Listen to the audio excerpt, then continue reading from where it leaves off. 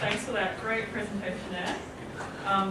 We've presented a number of times, yet it's still very interesting every time that I hear us talk about it. So in the first half of our presentation, Anne looked at post-war Europe and the development of UNRWA as an organisation designed to provide relief, rehabilitation and, importantly, repatriation for the estimated millions of people who found themselves displaced or stateless upon the close of World War II. Anne also introduced the Esma Banner Collection and Esma Banner herself, an Australian migrant worker that served with UNRWA in a relief capacity in these camps. In the second half of this presentation, I will pick up from where Anne left off and discuss Esma's experience after UNRWA disbanded.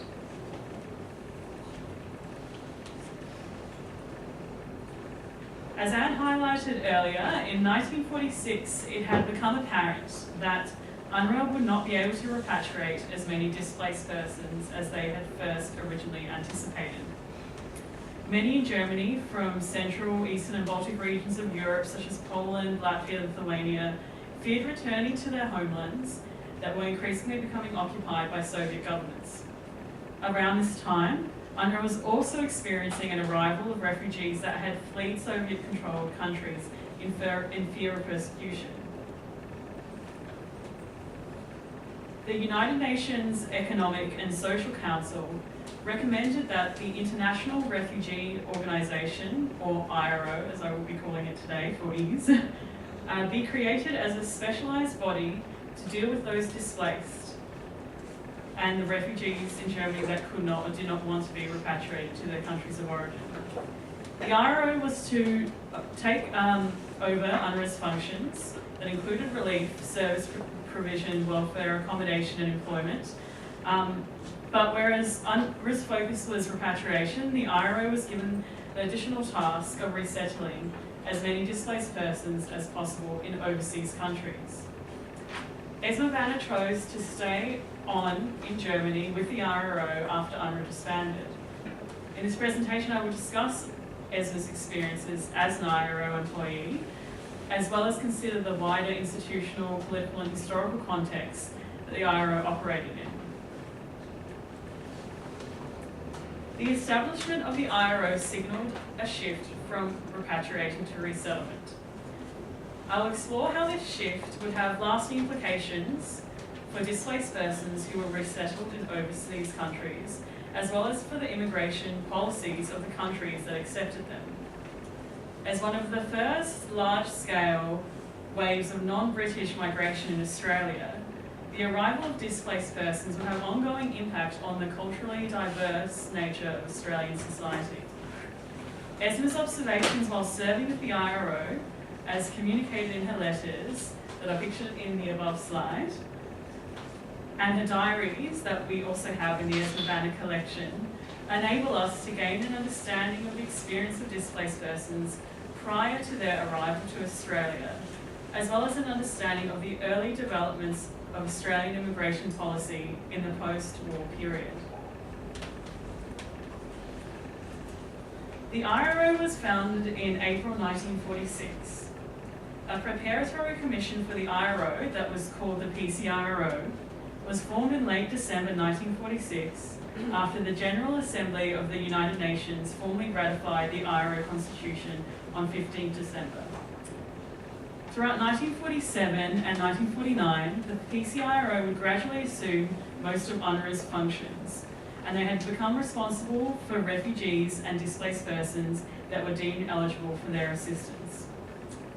On 1st July 1947, the PCRO gained operational responsibility over displaced persons camps and subsequently initiated negotiations with allied nations to develop a displaced persons resettlement program. As it became apparent that the return to Soviet-controlled states was no longer a desirable option for many or a viable agenda for the IRO Constitution would specify that displaced persons who did not want to return to their countries of origin, as well as refugees who had arrived to Germany after fleeing Soviet-occupied zones, would both be granted protection under the new organisation's mandate. The number of displaced persons who were said to remain in Germany at this time varies from source to source. Some historians estimate that over 1 million DPs and refugees were still left in Germany when the IRO was established. They estimate that this population comprised a combination of around 600,000 DPs that had been under UNRWA's protection previously, as well as around 900,000 refugees who had arrived after fleeing Soviet-controlled countries. In order to relocate those remaining in Germany, the IRO would need to elicit support from member nations that became signatories to the organisation. IRO member states were required to commit to accepting a select number of displaced people to resettle in their countries. And in August 1948, the IRO was formally established when 15 member states agreed to support the organisation's migration initiatives and signed the IRO Constitution. Once operational, the IRO continued initiatives that were initially established by UNRWA, such as educational courses, vocational training, cultural groups and committees, some of which Anne discussed earlier. Vocational trainings were particularly geared towards learning trades and skills that may better the chances for displaced persons of resettlement in overseas countries. In 1947, an IRO relief worker observed how, fortunately, the present manpower shortage in Western countries has revolutionised the outlook for DPs.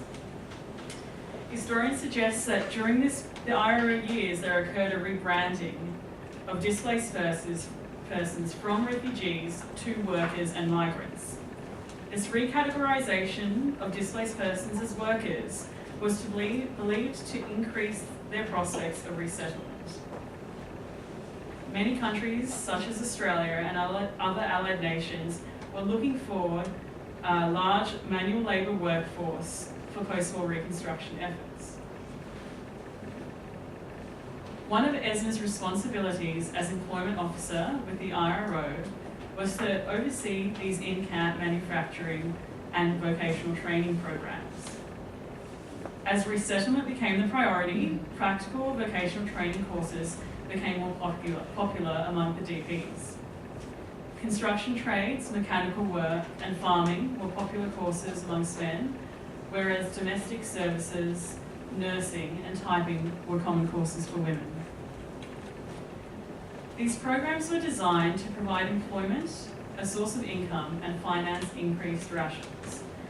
However, as I already mentioned, these programs also enabled displaced persons to gain a wider skill set that could either potentially improve the likelihood of their employment once out of the IRO system or increase their likelihood of resettlement.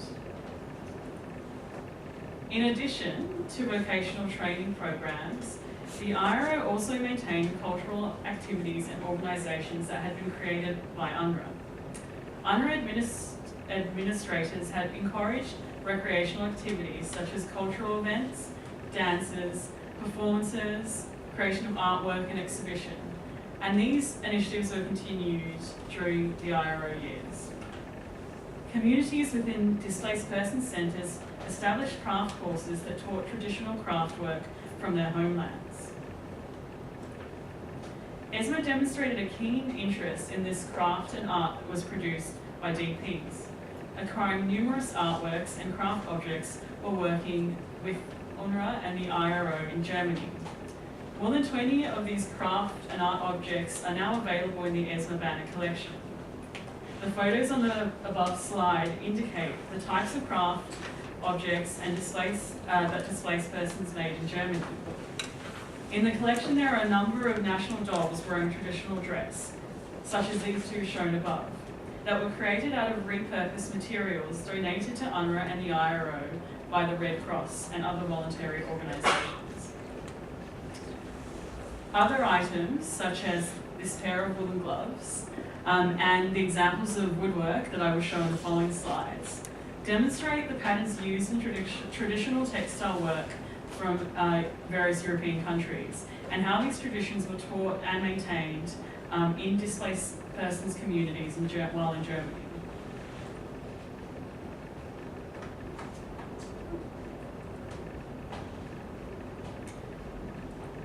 Esma was responsible for the organisation and selection of displaced persons, craft and artworks for exhibitions during her service with the IRO. In 1949, she sat on the selection board for an IRO Area 2 exhibition of arts and handicrafts that took place in Nellington and is featured here in this photograph, which shows Esma Banner in the top there. And it's a photograph of, from a page of the exhibition's catalogue. Items from the Esma Banner Collection, such as this doll in traditional Estonian dress, we believe were included in this 1949 Nellington exhibition, and afterwards were either purchased or gifted to Esma Banner, as indicated by the inclusion of this craft work in the exhibition's catalogue. The creation of craft and art provided displaced people in Germany with something to trade or sell, or simply kept them occupied. Maintaining cultural ties to their homeland through art and craft traditions was a way for the displaced persons to normalise conditions and assuage feelings of homesickness. Preserving cultural traditions was particularly important to those whose homelands were under Soviet occupation. Although these extracurricular activities assisted with the creation of a comfortable environment in the camps, the IRO's main objective would remain resettlement. Once securing the formal support of its member states, the IRO initiated these resettlement programs with countries that agreed to accept displaced persons and refugees. IRO member states were required to commit to both resettling refugees as well as to contributing, along with other member states, to 75% of the IRO's first operational budget. Agreements signed between the IRO and participating nations would ask and call for member states to select refugees, quote, without discrimination as to race or religion or marital status. However, in reality, Australian and Allied delegates who visited the camps in Germany would prove to be more selective. After the Second World War, Australia required large amounts of migrants to assist with post-war reconstruction and security. To facilitate this, the then Labor government, led by Ben Chifley as Prime Minister, established the Department of Immigration in 1945, appointing Arthur Corwer as Minister for Immigration. Now, forgive me if I'm telling you something that you already know, but up until that point, Australia's pre-war immigration was informed by the White Australia policy, a series of policies formally born out of the Immigration Restriction Act in 1901 that privileged white British migrants over others. Non-British persons in Germany that would arrive post-war from southern, eastern and Baltic regions in Europe would present one of the first large-scale challenges to this immigration policy approach in Australia. The Immigration Department had anticipated that post-war Australia would be populated by British migrants and had hoped for the arrival of about 30 to 40,000 from the United Kingdom in 1946. However, such expectations were crushed when the High Commissioner of Australia to the UK announced in November 1947 that only 6,500 were to arrive.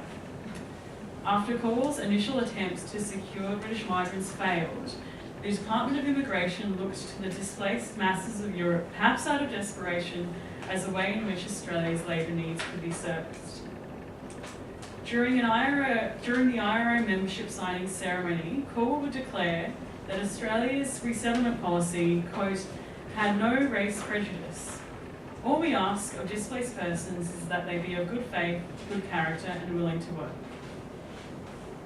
But when it came to deciding who would be allowed to resettle in Australia, the Department of Immigration representatives in Germany would not provide an indiscriminate acceptance of DPs and would prove more selective than the IRO had hoped. In a letter addressed to her sister, Ivy, dated 6 October 1949, Esma wrote that Australia would benefit from an influx of varied people. But of course everyone is so afraid of losing something by letting others in. Esma's observations here acknowledge that the Australian government's hesitations were perhaps related to either a fear of the unknown, were influenced by prejudice or ideas of British superiority, or perhaps were associated with a discomfort with the idea that the arrival of non-British migrants may alter or influence the status quo of Australian culture and identity. The selectivity of member states would in turn slow the resettlement process. In a letter dated 1 May 1949, Esma criticised the hesitance of overseas nations, writing that if they had acted quickly, UNRWA and the IRO would not have needed to be in operation for as long as they were. It was only really after British migrant arrival predictions fell short of what Cornwall had expected, that Australia made the decision to commit funds to the IRO's resettlement program. After sending investigators to displaced persons camps in Germany, the Immigration Department decided that the IRO's program could be a possible solution to Australia's labour shortage needs.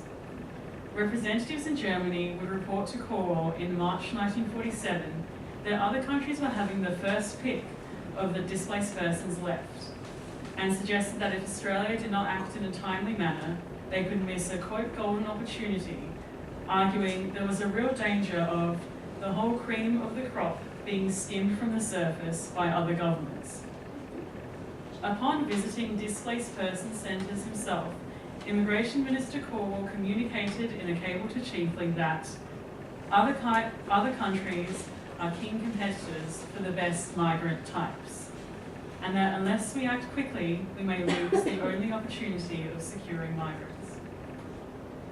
The best migrant types were those who most resembled the ideal racial image held by allied nations, as well as those who could work hard without posing too much of an intellectual or political threat.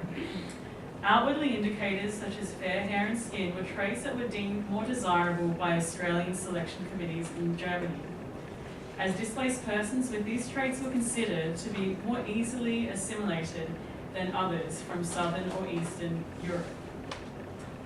Other groups that were particularly preferred as migrants included those that were single. There was a particular penchant for strong, able-bodied men who could work the tough labour jobs required for post-war reconstruction. Displaced persons from Baltic countries, such as Latvia, Lithuania and Estonia, would be among the first chosen for resettlement, as they were considered groups that could be easily assimilated. This article here that I have included from the Canberra Times, dated 29 April 1949, demonstrates how the so-called beautiful Balts, as they were termed, were portrayed as a group suitable for migration. The writer of this article describes how Balt families may provide a new migration reservoir for Australia. Australian investigators are advising the Minister for Immigration to tap this reservoir.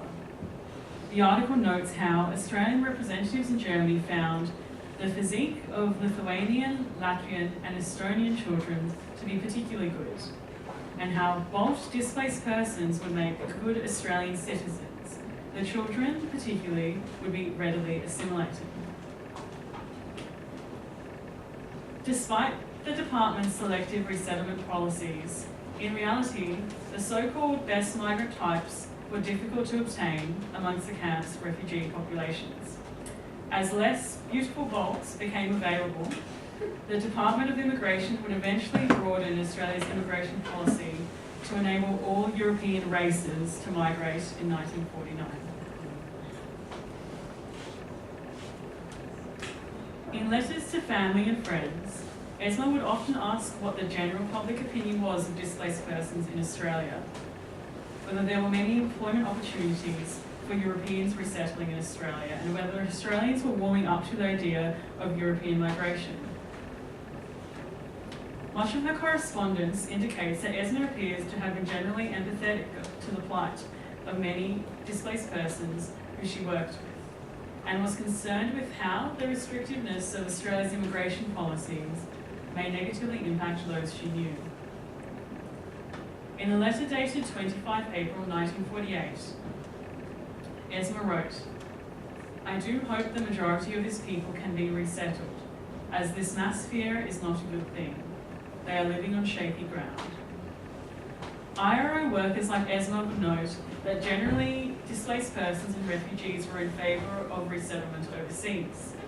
However, many did not wish to do so if it meant separation from their families.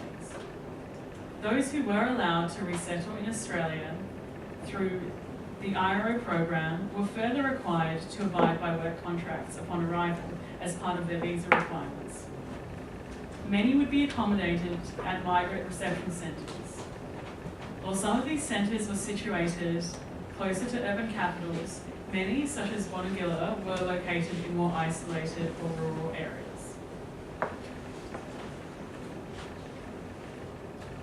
Historians estimate that between 180,000 and 200,000 refugees were resettled in Australia under the assistance of the IRO.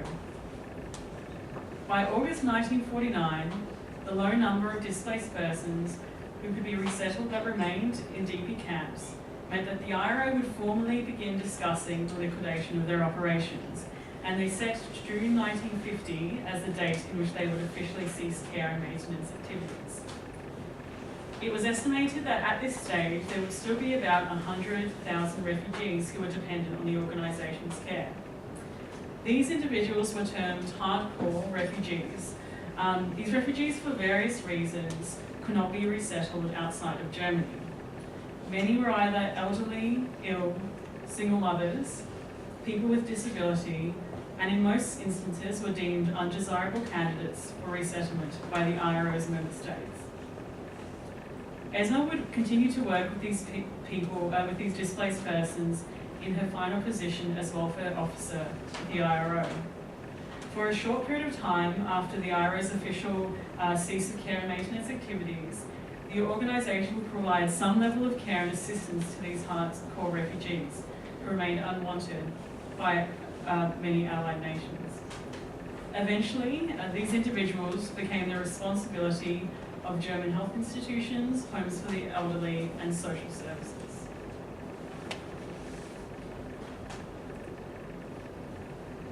In 1950, Esma's father and sister both became ill, which caused Esma to make the decision to leave Germany so she could help run the family business in New South Wales. She arrived in Sydney in March 1951. In recognition of her work at displaced persons camps, Esma was awarded an IRO service medallion, you see there. She kept in contact with some of the displaced persons she met while working for UNRWA and the IRO. And her niece, Helen Fitzgerald, the donor of this Esma Banner Collection, recalled some of them visiting Esma's home once they had resettled in Australia. After her father's death, Esma undertook tertiary training and completed a Diploma of Social Work at the University of Sydney. She then worked for the Social Security Department for 18 years until she retired. After her sister Ivy died, Esma moved in with her younger sister Marguerite until moving into an aged care facility. She died in 2001. Today, Anne and I have provided was really just a snapshot of the Esma Banner Collection and the themes and experiences that the collection items engage with. One of our tasks as Museum Victoria Curatorial Interns has been making items from the collection remotely accessible via Museum Victoria's History and Technology Collections online website. The collection is very much a work in progress. Currently, there are about 40 collection items now readily accessible online. There are an additional series of Esma's letters and documents that are in the process of being made accessible, as well as hundreds, if not thousands, of other photographs, negatives, and glass slides that are awaiting catalogue. The items in the Esma Banner Collection primarily cover the period from 1944 to 1951 and represent Esma's personal and professional experiences with UNRWA and the IRO during this time. Today, Anne and I have suggested that items in the Esma Banner Collection provide us with information about post-war immigration employees such as Esma Banner and help us gain an understanding of their working life in Germany and how they were involved in relief and resettlement initiatives. Through Esma's experiences, the collection also enables us to consider post-war Australian and European history from new perspectives.